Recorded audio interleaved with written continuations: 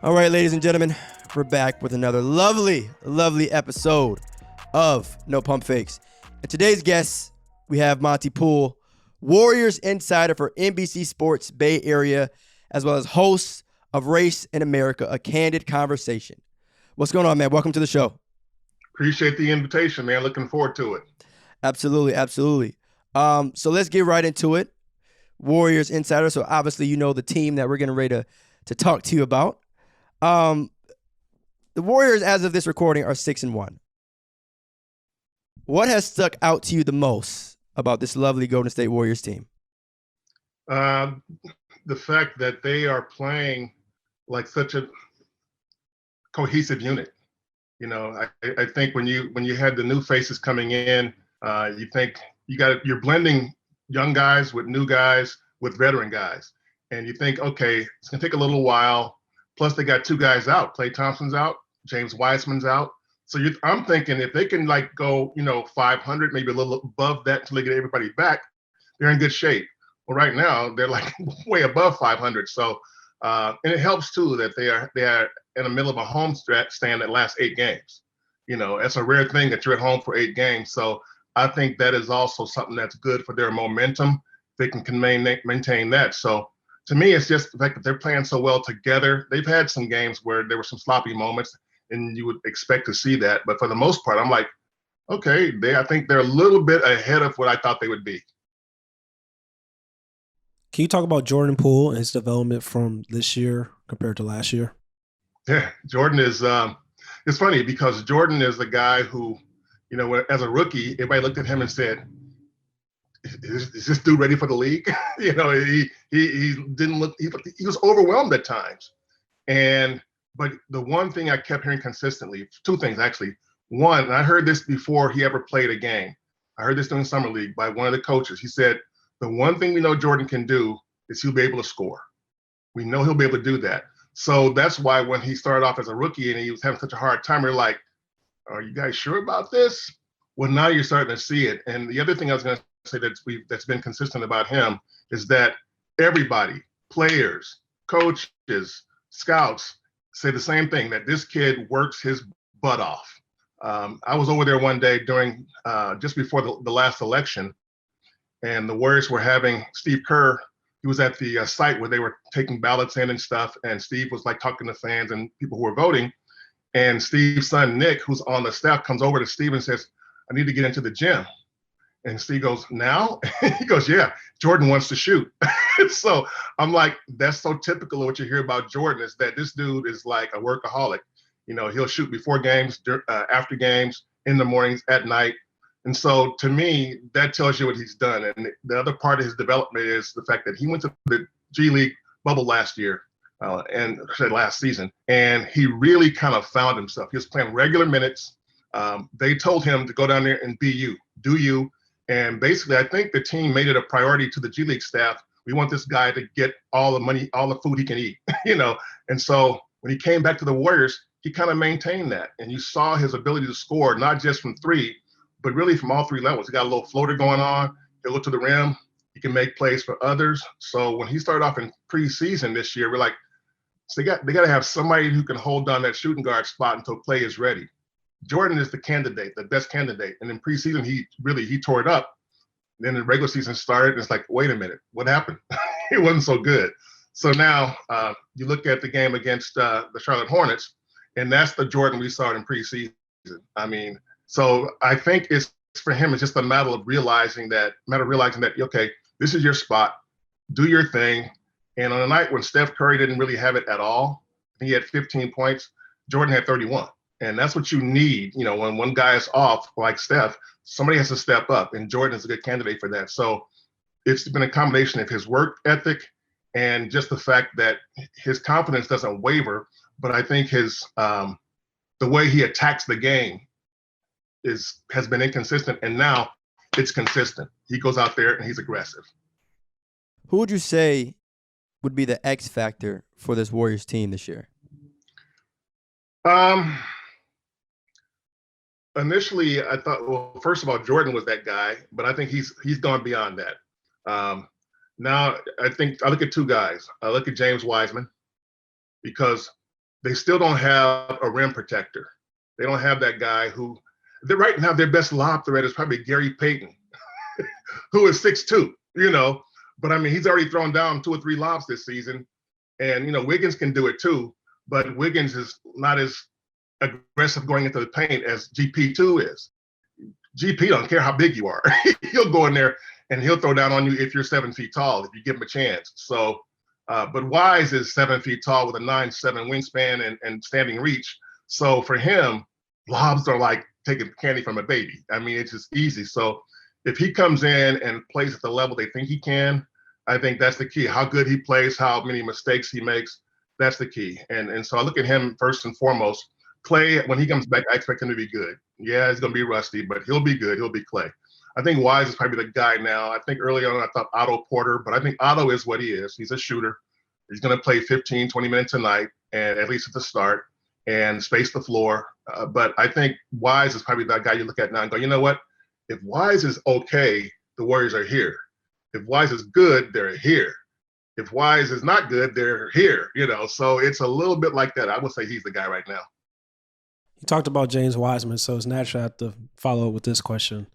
Do you think the Golden State Warriors made a mistake drafting Wiseman over LaMelo Ball?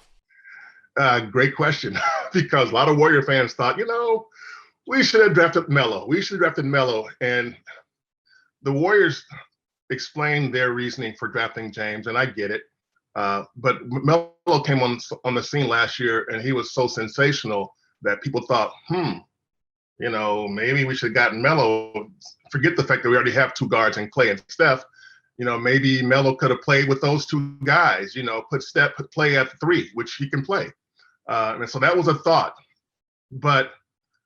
And I always think this way. I've been covering this league for 30 years. So I've been around long enough to know that, generally speaking, who are the first guys who make the best impression early? It's point guards. The last 20 rookies of the year, I think 60% of them have been point guards. They come into the league, and if you're a ball dominant guy, whether you're a point guard or whether you're LeBron or Luka, if you are the guy who comes to the league with that set of skills, you're gonna make a splash immediately. There's only been 2 centers in the last 20 years who've been named Rookie of the Year. It doesn't mean that you only had 2 great centers in the NBA. It just means that when they came in as rookies, they weren't as good as they were going to be later. Tim Duncan won Rookie of the Year, but he was a 4-year college guy. That's different. James Wiseman was a 3-game college guy. So I just think that it's premature to conclude that, my God, they should have taken LaMelo and left James for somebody else. I just think it's too early for that. They could be right, but I can't judge that off of 3 college games and 39 NBA games and say, well, yeah, Warriors blew it. I've seen him for 42 games total since high school. Yeah, he's the wrong guy. I can't do that. Okay, I like that. And so it's almost as if like you're saying, wait, be patient. He's still young. Maybe 3 years from now you feel different, but and I liken it too in some ways. The '84 draft when you had Jordan and Olajuwon. Now, would you say the Rockets blew it by not taking Michael Jordan?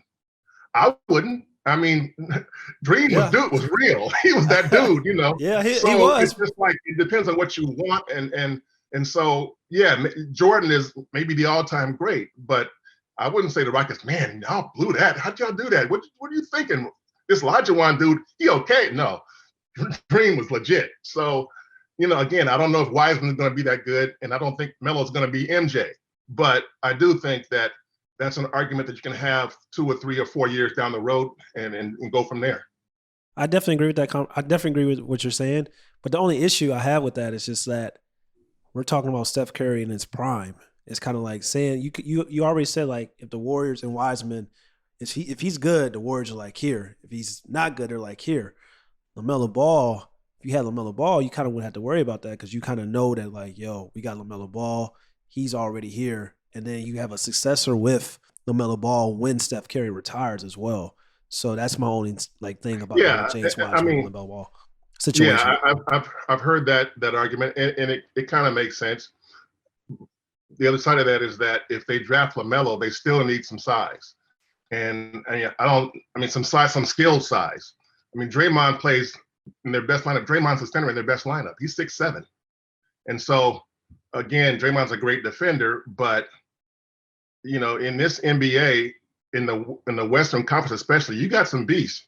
You're talking about guys like Gobert, guys like Ayton. I mean, Karl Anthony Towns. You got some bigs that you need to defend. And I just don't know if you got Melo and you don't have a 7-footer out there that's athletic like Wiseman is. I think you're going to be missing that element of the game. You can play small and be really good at it, but and the Warriors are good when they're small. They're good, but I wouldn't want to see a whole night of Draymond trying to deal with guys like Gobert and Ayton and Karl Anthony Towns. I mean, that kind of guy, Jokic, Nurkic. I wouldn't want to see Draymond doing that for like 30 minutes a night. That's a lot to ask of him. Yeah, I definitely agree. But then to play devil's advocate, one can say like if you drafted LaMelo Ball, you go to that free agency class that was available, Nerlens Noel was available. Hassan Whiteside was available, especially if you're just expecting James Wiseman to kind of rim protect. So that could have been like the format. If you drafted LaMelo Ball, you could have signed one of those guys and you would still kind of been in a maybe even better situation. But the Warriors, like you said, we're going to say the Warriors are 6-1 right now. A lot of potential. So I think like obviously, moving forward, it's going to be impossible, right, for that. When we talk about that draft class, the first two names, right, that people are pretty much always going to mention, LaMelo and Anthony Edwards. And I don't think there's anything that James can do about that. But what would you say, his overall future looks like with the Warriors organization? And I don't mean like whether he stays or not. I just mean like where he fits in to with that specific team. Because the thing is, right, that's the one guy of those three who got added to a winning culture, or like that franchise is used to winning championships. So I think that'll help him. So down the road, how do you think that will overall be a gain for James Wiseman? Well, I think in some ways the comp is DeAndre Ayton in Phoenix in the sense that, Ayton he came into the league and people were like, I don't know if he's that good. He's okay. And he's gotten a little bit better each year. I think Chris Paul coming there really helped him out a lot. Chris is spoon feeding him lobs and stuff, and that helps. I think if Wiseman becomes DeAndre Ayton, and Wiseman has more shooting range than Ayton does. Wiseman can shoot from 20 feet. I mean, I don't know if you want him doing a lot of that, but he can do that. He also has a decent handle for a guy who's 7 feet. He's a couple of times last year, he went coast to coast. I'm like, dude, you think you're Giannis or somebody? So I think in terms of skill for a guy who's 20 years old, I think that, the Ayton model is kind of what they're looking at. And I think that's what they hope to see, a guy who just gets a little bit better each year until you say, okay, we know he's our guy. They believe he's their guy now. And they're looking at him, they're looking at Jonathan Kuminga, Moses Moody, and saying, okay, we have 3 cornerstones for the future. The question is, how good can they be for us right now? And I think when Wiseman gets back, that's going to be what we're going to be looking for, because one thing the Warriors did in the offseason is, everybody wanted them to go out and get a big name free agent. And they did not do that. They got some decent guys, but what they did do is they invested in their staffing, and they brought in they rebuilt their player development staff. They brought in Jama Malalela from the Raptors, and Jama's the guy who he's worked with, Anunoby, Pascal Siakam. I mean, people rave about Toronto's young players that come out of nowhere. Well, Jama's the guy behind that. And so the Warriors pulled him out of Canada. They also hired a guy from Europe, the coach who worked with Jokic in Europe. They brought him in as basically Wiseman's personal coach. So and Wiseman is, and plus Wiseman's physique. I mean, from last year to this year, last year I thought, man, you're getting pushed around. This year, you can see physically he's got more to him. So I just look at that and say they put their money there and said, we want to get these guys up to speed as soon as possible. And Wiseman's ahead of Moody and Kuminga. Those two guys are both 19-year-old kids, and I think they'll be okay. But Wiseman is a guy who's ready to play minutes right now, and he comes back and contribute in a big way. Yeah, and that's the thing too. I think when people kind of forget when we have these conversations, like they are very, very young, right? Like very, very, very young. LaMelo, Anthony, and James, all of them. And so like it's okay to kind of be patient and give them time. I always kind of think of it as like year 5 is like all right, we kind of see who you are. There might be still some potential, but it's like, okay, you kind of know who a player is kind of going to be. Do you have a certain year or season number that you say, all right, this is who we're seeing out of this guy? You I have think a number? on the position. I think it depends on the position. You can be a shooting guard and come in and be okay. And, like Klay Thompson came into the league and he was okay as a rookie, but he got better each year. And by his third year, you're like, oh, man, okay, this dude is legit. Devin Booker came into the league at first. He's like, okay, he's okay. By his third year, you're like, oh, okay. And now you look at Devin Booker and go, okay, this dude's all-star caliber. Point guards, you can do it as a rookie sometimes, other than the fact that there's so many great point guards, you won't be an all-star. Dame, when he came into the league as a rookie, Dame was making noise as a rookie. He had the chip on his shoulder because, he wasn't drafted when he thought he should have been, and he had to go to a small school. But now you look at Dame and say, Dame's been around for, 8-9 years now. And for most of that time, he's been a star. So if I look at Wiseman, I think Wiseman is a 4 or 5 year guy. He could be contributing right now, but I think for him to get to where you see why he's so important to this team, you need 3 or 4 years to get that. Kuminga, similar. You love his physicality, but he doesn't always use it, and I think that's part of the growth process. He's physical when he wants to be, and he'll attack the basket. That's why they drafted him. They love the way his intensity. But you watch him on the court sometimes, and he just kind of drifts on the perimeter. And it's like, that's not what they want you to do, dude. You got to get in there and mix it up.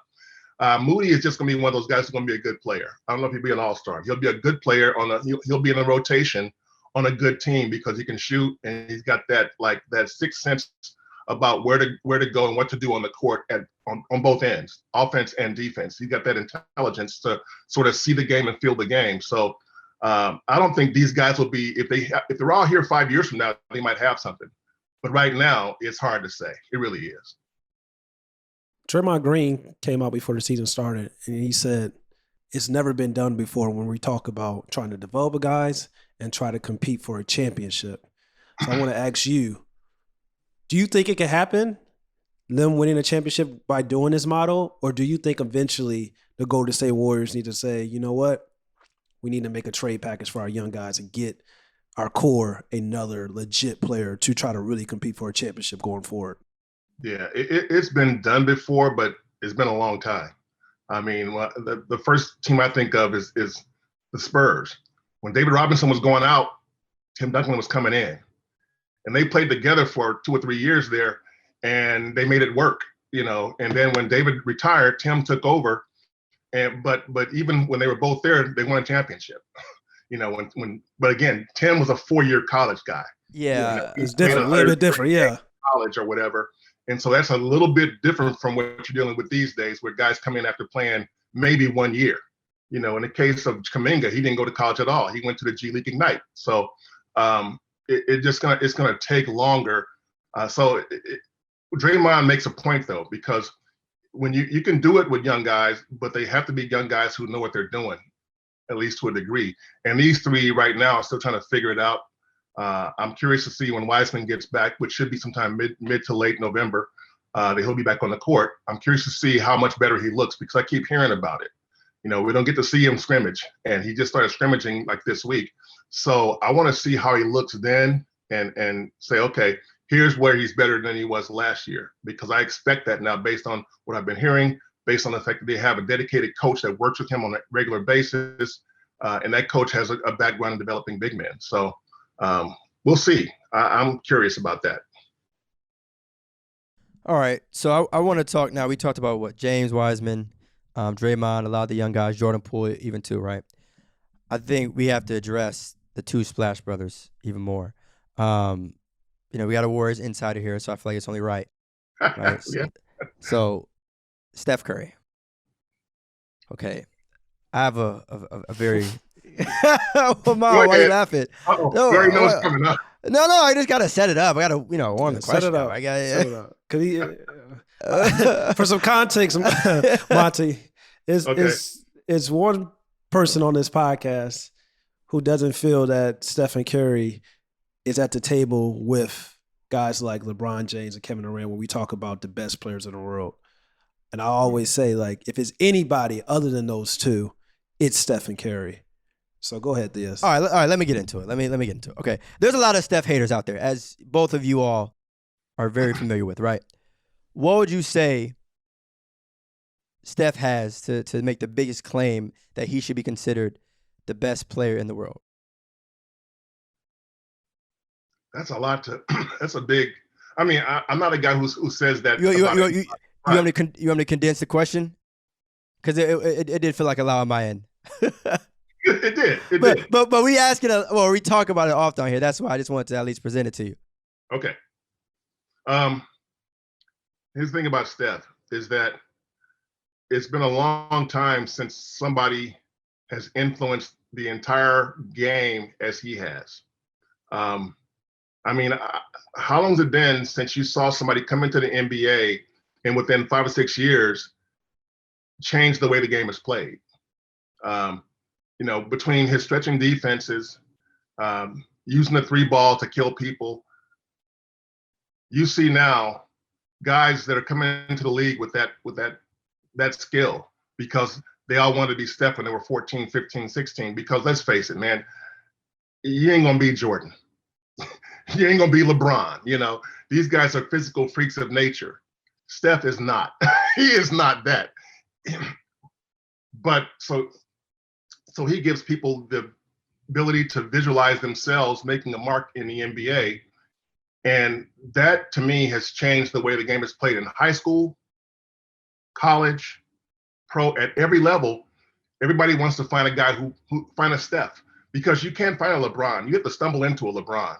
You don't find those guys, or Michael, But Steph is a guy who, you look at what he's done to the game. He's changed the way the game is played in some ways single-handedly. I mean, yeah, guys have come along and followed him, but to me, his influence over the game is bigger than LeBron's because what he does can translate to so many people who play the game.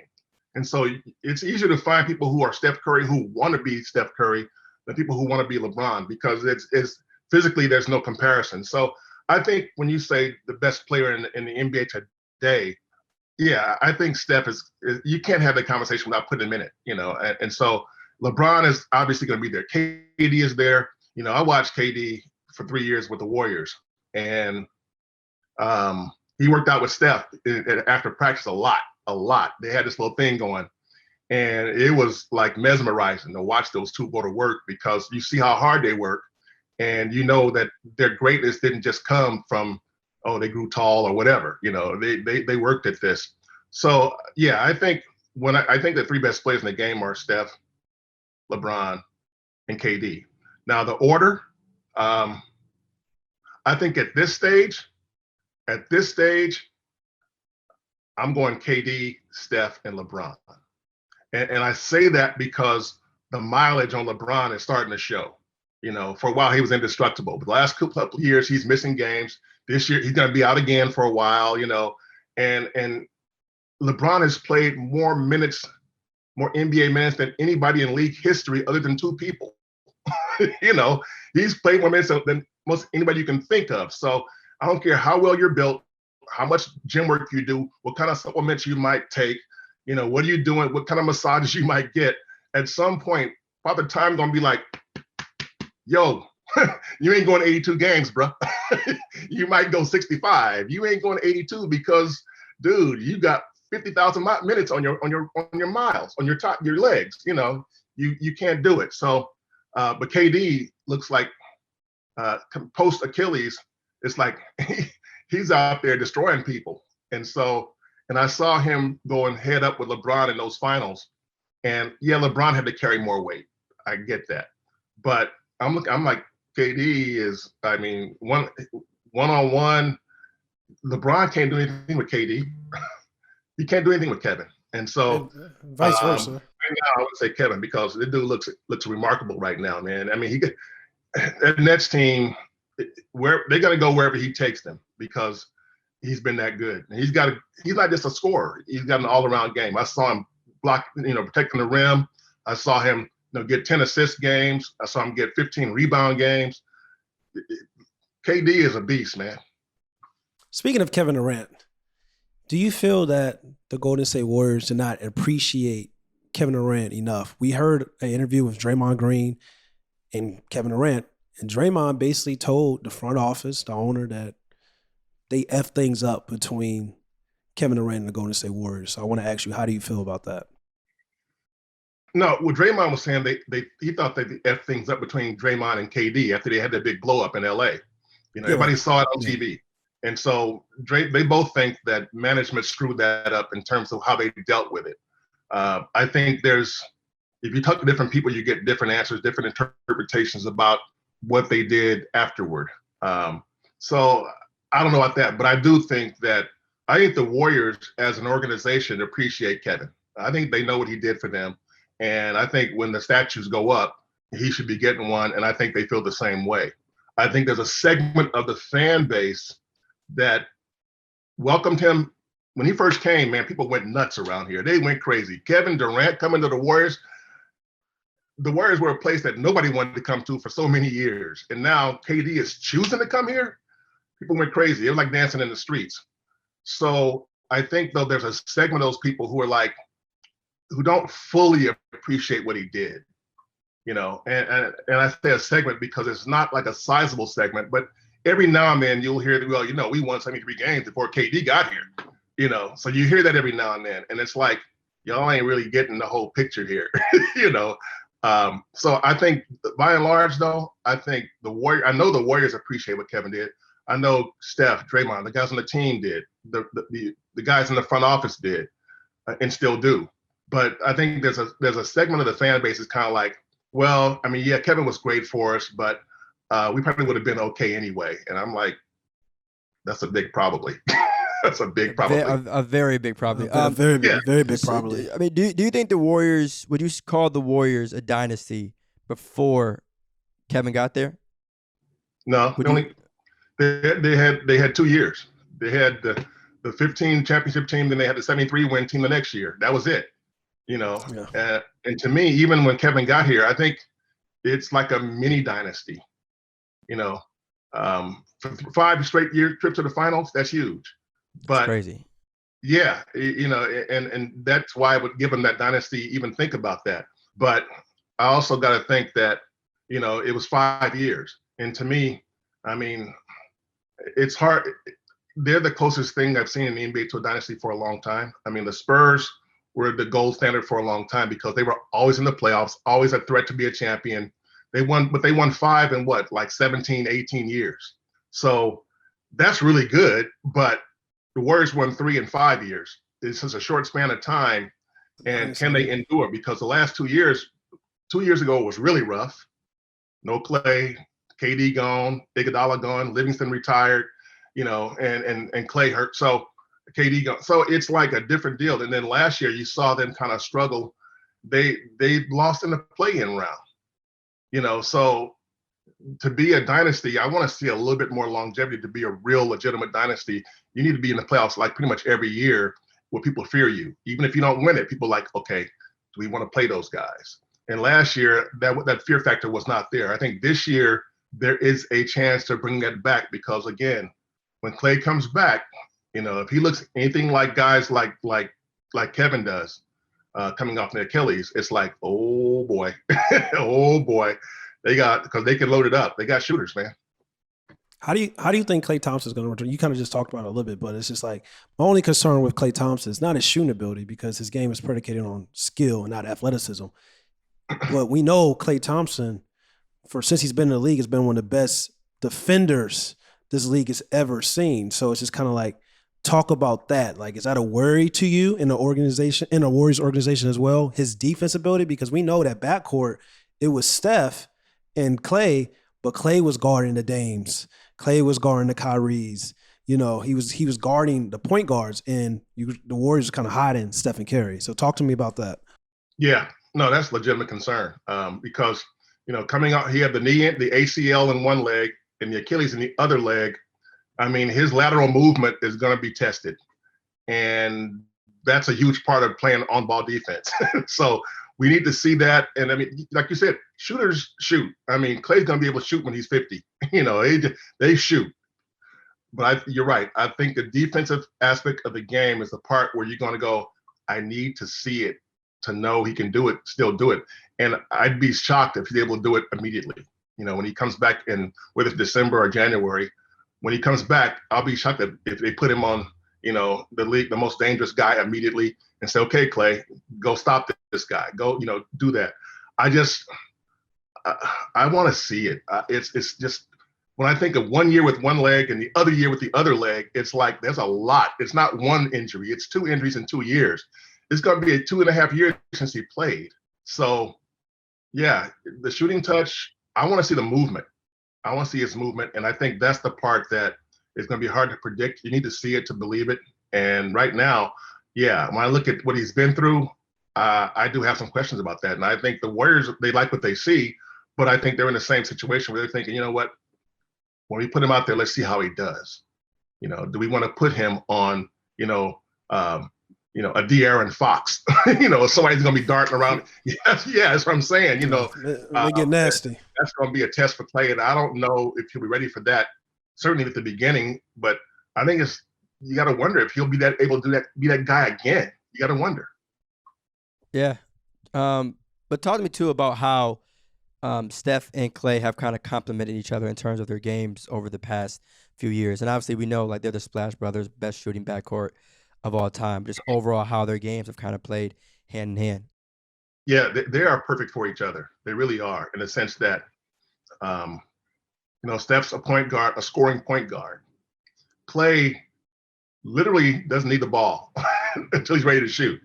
He's not much for dribbling. And so that's why, when Klay comes back, I said offensively, there will be no adjustment necessary. You just get him the ball when he's open. That's all you got to do. You don't have to watch him dribble while other guys are moving around. No, you'll do that.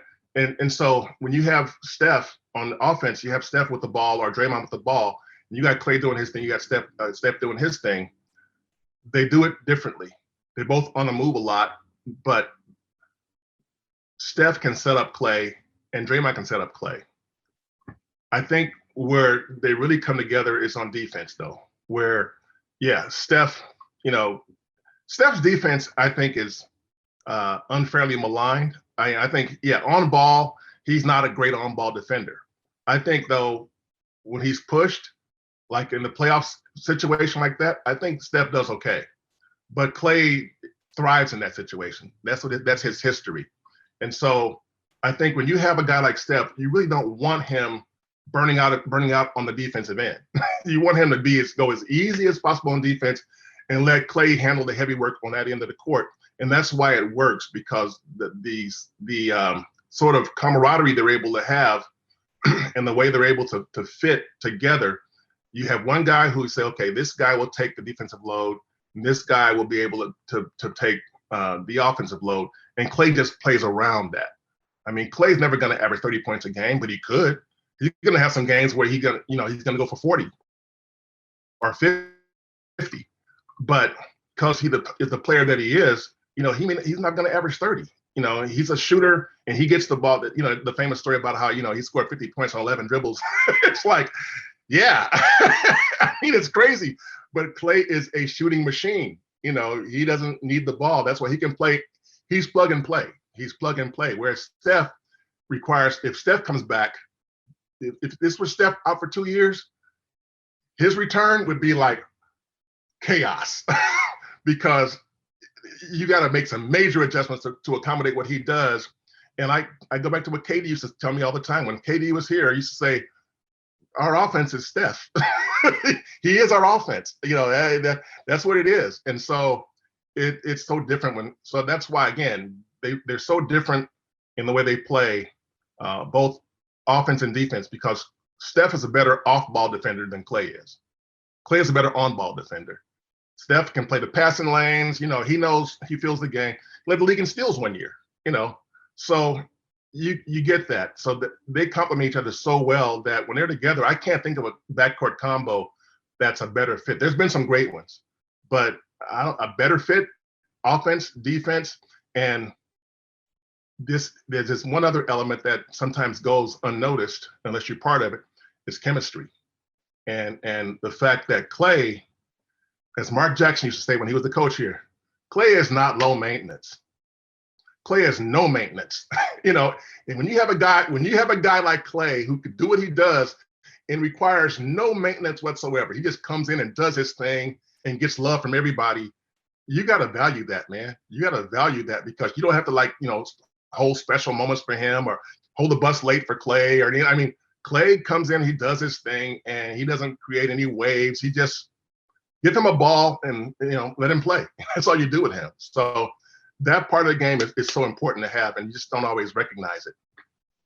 Do you feel that Klay Thompson is a top 75 player of all time? Here's the problem I have with that. I think Tracy McGrady was not on that list, and I think Tracy McGrady should have been on that list. And as much as I appreciate what Klay can do, if I got to choose between Tracy McGrady and Klay Thompson on that list, I'm putting T-Mac on that list before Klay. T-Mac, of course. Yeah, well, that's fine, but that's two different statements. T-Mac on the list. I'm like, how are you not going to put T-Mac on a list like that? I mean, this dude was going head to head with Kobe, and sometimes he's in Kobe's backside. It's like, how are you not going to put T-Mac on the list? So I can see why Klay's upset about it, and they make a big joke about it now around the Warriors. Klay laughs about it, but no, I can't put Klay ahead of T-Mac. I can't put Klay ahead of Pete Grant Hill. Pete Grant Hill was a monster. His career changed after he got those injuries, but Grant Hill, Grant was working people. So well, I look at guys who's up on the list and think I got to put T-Mac on this way before Klay. Bill Walton's on the list though. That's the players, like we're talking about players like that. Like I know Bill's career, he won an MVP and stuff like that, but like you can't tell me that Klay Thompson is not a better player than, I know you don't want to really compare like shooting guards to center stuff like that, but it's other players on that list that's just kind of like Klay from a pure basketball talent standpoint is better than a lot of those guys on that list. And then you start talking about. Go ahead. The thing about Walton is that he had a short peak. Yeah, of course. Yeah, I mean, Bill Walton was a great player for like 4 years, and that's why, I mean, his peak was like barely longer than, say, a guy like Brandon Roy. Brandon Roy was a great player for a couple of years, and then he just couldn't play anymore. Bill Walton spent most of his career as a guy who could just do certain things and play certain minutes. You couldn't put him out there for 30 minutes a night, 15 minutes here, 12 minutes there. So peak Bill Walton is a top 75 player. Bill Walton total career, I don't know about that. Well, I wonder about that. But even that though is like lists like that. I think it has to be clear beforehand. It's like, all right, is this list based off career and legacy, or is based off peak? Because if we're doing it based off peak, Derrick Rose is probably like top. He's up there. He's up there. But that changes the entire conversation. But I think Klay, to be honest with you, has a case for both sides, right? He has a legacy, and peak wise in terms of like his prime, I still think that he's probably top 75. Go ahead. Just in terms of, especially too when you think about the other gentlemen that might have been ahead of him. That's my biggest thing. It's like, all right, I saw some names. I ain't gonna name them like y'all did, but I saw some names that, all right now, hang on. Yeah. But here's one you can go on. Okay, Dame was on the list. Dame Lillard was on the list. See, I don't want to say names. I don't want to say names, but and Dame is great. Dame's. I mean, I'm from Oakland. Dame's from Oakland, so I got Dame's back. He's from the same part of Oakland that I am. I got Dame's back. But when you look at what Klay has done for his career, and again, two-way player.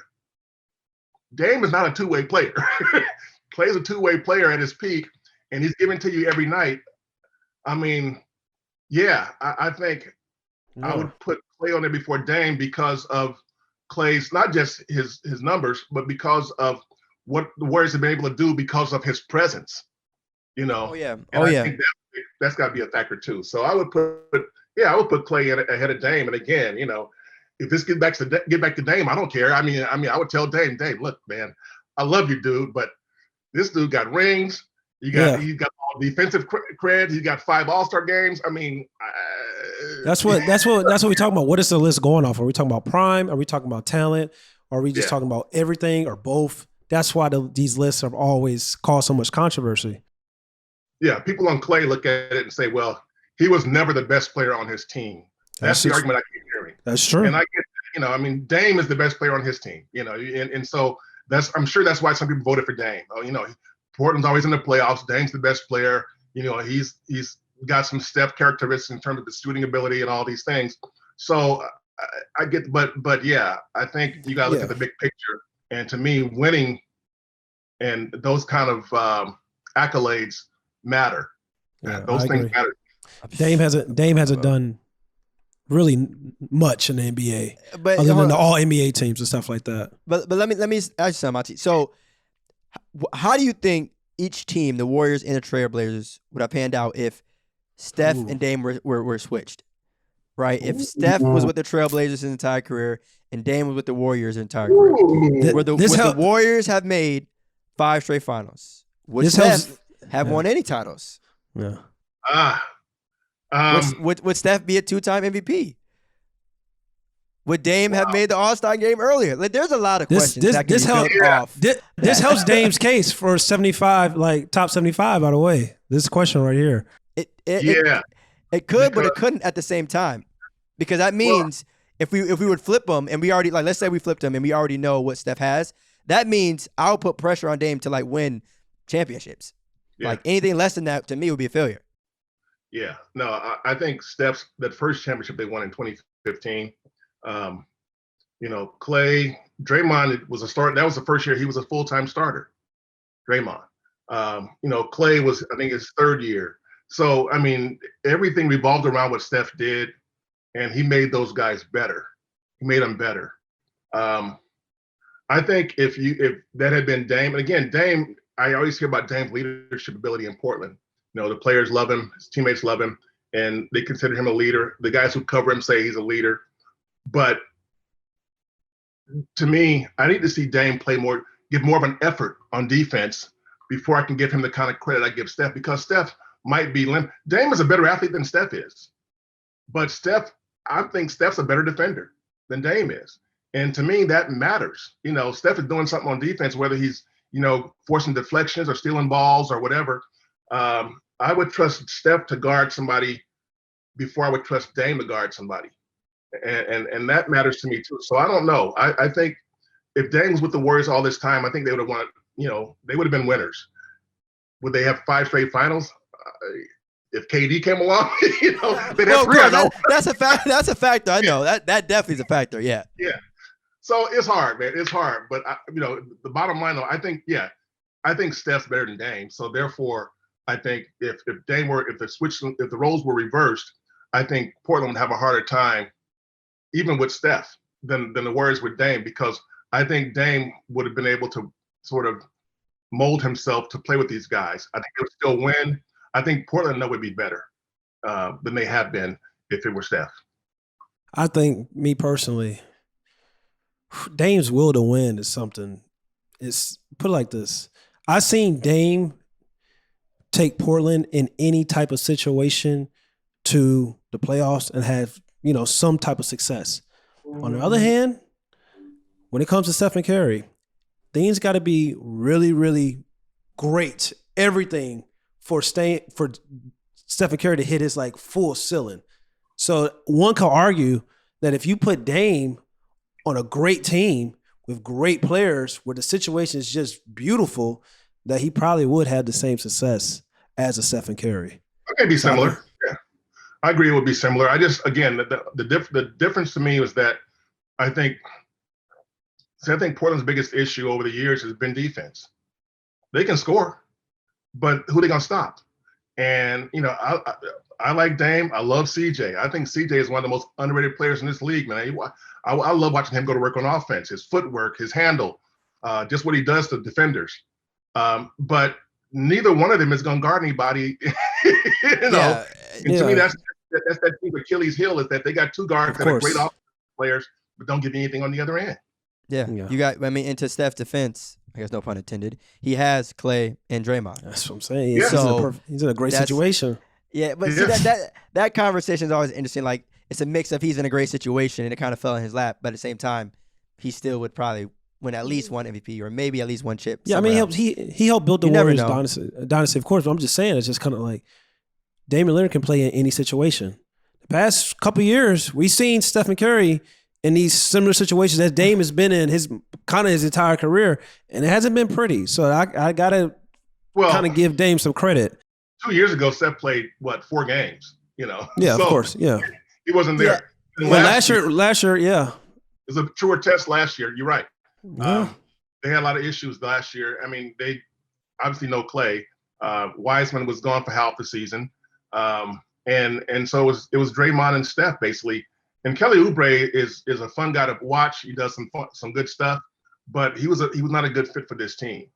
It didn't work. It did not work. And so Steph was. I thought Steph had an MVP caliber year, which he's one of the 3 finalists. I get that, but that team wasn't going to go very far with that roster.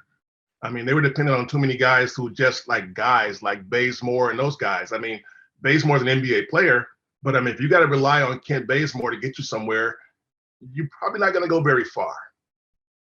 Yeah, same thing with Damian Lillard, though. Yeah, but same thing with Dame, though. Dame, some of these Blazers rosters, I'm looking like, yo, look, everybody needs help. Everybody, yeah, you know what I'm saying? Everybody needs help. And so that's the, it is what it is. I just gotta give Dame some. I just gotta give Dame some love because, like, I think if you like you said, you asked him the question, Monte, the question. I think if you swap situations, I think Dame is a champion. I really do. I don't know if he's 3-time champion, but I think he's right there. Yeah. Stephen Curry's not a 3-time champion if Kevin Durant doesn't come along. If we being honest, if we being honest, go back to the 73-win team and you say, well, if Draymond didn't get suspended, they win. See, that's the thing about the hypotheticals and the if games just go. I'll feel a lot more comfortable in not saying that if we didn't see 2019. That was the perfect time for Stephen Curry to quiet all the noise. But they also didn't have Klay, though. Klay got they were still down. They were still down before that, though. Like they were still down. They were still losing the series. So you get what I'm saying? It's just like the perfect situation would have been like 2019, where Stephen Curry got quiet last season. No, I mean the year when he got only 4 games. No, I'm talking about with the Toronto Raptors, 2018 against the Toronto Raptors. That finals. 19 finals. I got you. Yeah, 2019 finals. Okay. That was a time where Stephen Curry could have quiet a lot of noise. A lot of noise could have been quiet. And that's, it is what it is. Yeah. So it's time to see now, I guess. Yeah. I mean, when you're playing without your second and third best players, Klay and KD. If they had been won that in that, if they had been able to win that series without KD and Klay, I think nobody say damn thing about Steph at that point. It's like, dude, you got that firepower on the bench over there in the training room, and you won anyway. Didn't happen though. But though, that's the thing, and I hate to say this. This is probably the only time I'm gonna give you flowers, and you're right about the media darling thing. It's because how quickly we might say, all right, Steph didn't have his other best players, but if that were LeBron. If that were like KD lost to the NBA champions, and people weren't saying, well, I mean, people were mentioning that they didn't have Harden and Kyrie, but like Steph is like, oh yeah, they definitely shouldn't be winning at all. People were still saying that the Nets could have won, even with Kevin Durant. Nobody's saying that when it's just Steph. Like even before the game, no one is picking them. Like it would the Nets. It's like, all right, yeah. I mean, hey, they got Kevin Durant, so they could. Even with LeBron, like even. With some of those Cavs teams, you might not have picked the Cavs to win, but you still in the back of your mind was like, all right, hey, they still got LeBron, so which is why I said, which is why I said what I said about like people can talk about them not having Kevin Durant and Kevin Durant going down. People can talk about Klay Thompson going down, but they were still losing the series with a healthy Klay Thompson and a healthy Stephen Curry. So that's what I'm saying. It's just like, which one is it? So yeah. I mean, I don't feel bad for a player like that. Obviously, you don't want injuries to happen to anyone, but like, hey man, we've seen the other people that you might be compared to, do a lot more with a lot less. Because when some of those finals with LeBron, it's like, yo, oh my goodness, like, man, I'm praying for you. Go ahead, JR, do your thing. Yeah. And that's JR. That's, Timothy Mozgov. Yeah, just like, man. Matthew Dellavedova. Woo! And still keeping it competitive, Yeah. Yeah. Monte, we got to ask you, though, before we let you get out of here. Who are your top 3 Warriors of all time? You cannot say Steph and Curry. You cannot say Klay Thompson. Or Draymond either. You might as well just throw. Or Draymond, yeah. It doesn't have to be all time. It can be your favorites as well. It can be either all time or favorites. Eliminate the guys that are playing now. Pretty much, yeah. Okay. Wilt. He was here a short time. Okay. Rick Barry. Now. Third. I hope you say his name. I hope you make the right. Say the right name. It's an organization, bro. There's a lot of names you can say right now. Yeah. Because there's one name. There's like 3 names that I hope he says. I really want to hear who's the third. I grew up here, so I've been watching the Warriors since I was a kid. I wasn't here for Wilt, but I know who Wilt is, in the context of NBA history. So Wilt's gonna be a guy. Rick Barry, I was around for when Rick Barry they won a championship in '75. I was a kid, but I was around. So I'm giving those 2 because that championship that Barry won as a leader, and you look at his teammates and you go, he won with that team. It's really like that. That whole team, the only one who deserved to be a Hall of Famer. We'll give you 5 though. Because Ahmad said 3, but okay, we'll give you 5 names. We'll give you 5 names. It's Wilt, Rick Barry, and Nate Thurman. Hall of Fame. Now, I'm gonna add 2 more. Yes, please. Woo! Now it's getting hard, and I can't use the new guys because honestly, I did a 60 player list about a month ago because the Warriors have been in the Bay Area for 60 years. So I did an all-time Warriors top 60 players, and those 3 that I mentioned were in that top group. But so were Steph was number 1, KD was number 2, and then I got to the other guys. Yeah. I went Steph, KD, and then I went down. Then I went to Rick Barry, Wilt, and all the other guys because, when you have multiple championships and 5 straight trips to the finals, 3 with KD, 5 for Steph. I'm giving to you. And Steph just did so much for the area beyond basketball. He's incredible off the court, and so that impact. He is the most significant. He's the most impactful athlete that we've had in the Bay Area, I think, ever. One, because he's committed to here. I don't think he can play any place else. So now, the other 2, for my taste, I think Tim Hardaway should be in there. And I think Tim Hardaway should be in the Hall of Fame. And he keeps getting nominated, and I'm like, Tim Hardaway was he was playing. Yeah. And it's funny because Tim was at the game last night. We were talking to him about, how, he basically brought the crossover dribble into the NBA. And he called it the UTEP 2-step. And so we asked somebody, Marcus Thompson asked him, we saw Iverson and Tim said, well, what I did and what AI did were different because he carried. Oh boy! He carried his way to the Hall of Fame. Oh man! Which is true. We're rooting for Tim to get in, but I'm not rooting from after that comment. Yeah. but Tim was. He was like a mix of Chauncey Billups because he would hit big shots. He also was like. He had that crossover that just destroyed people, broke ankles left and right. And on that team with him and Chris Mullin and Mitch Richmond, Tim was the leader. Tim was the leader of that team. Mully got a lot of love because of what he could do, and he was first. And he was on the original Dream Team, the real Dream Team. So, but I think I'll probably go with Tim and Mully, probably the top 5. Who do I not name that you should think should be in there? That's only 4, right? Oh, Chris Mullin. Okay, as a 5th. No, he's not a Hall of Famer. You go ahead, Ahmad. He's not a Hall of Famer. I got mine. Don't say his name though. Give me talk about him and I'll figure out who he is. Super athletic. Baron Davis. Can get to the rim. was efficient at the second level in the basketball zone. Kind of made the Warriors cool, even though they were kind of losing. They didn't have like a team success when he was there. And this is a fan favorite that a lot of, if you ask Warrior fans, they're going to say this guy's name, Monte Ellis. Yeah. Oh, okay. Monte Ellis. Okay. Yeah. Monte. Now, on my list, he was like in the 20s. Man, I don't know. That's yeah. I had Barron ahead of Monte. Okay. I had Barron ahead of Monte because Yeah. Monte was never the leader of the team. One, and in that playoffs around where they beat Dallas, they were the 8th seed and they beat Dallas top seed.